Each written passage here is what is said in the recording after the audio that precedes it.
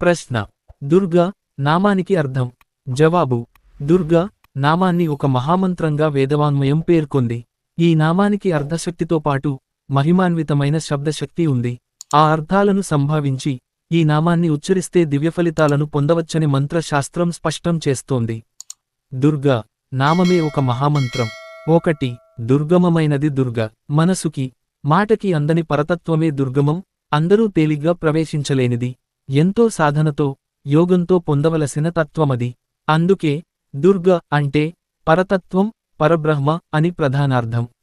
యస్యాః పరతరం నాస్తి చైషా దుర్గా ప్రకీర్తిత. దేన్ని మించి మరో తత్వం లేదో అదే దుర్గా అని వైదిక నిర్వచనం. 2. దు అనే శబ్దానికి వీలుకానిది, భరించలేనిది అని అర్థం. దుష్టత్వం, దుర్మార్గం, దురాచారం, దుఃఖం, దుఃస్థితి ఇవన్నీ దు శబ్దంతో కూడిన పదాలు. వీటన్నింటి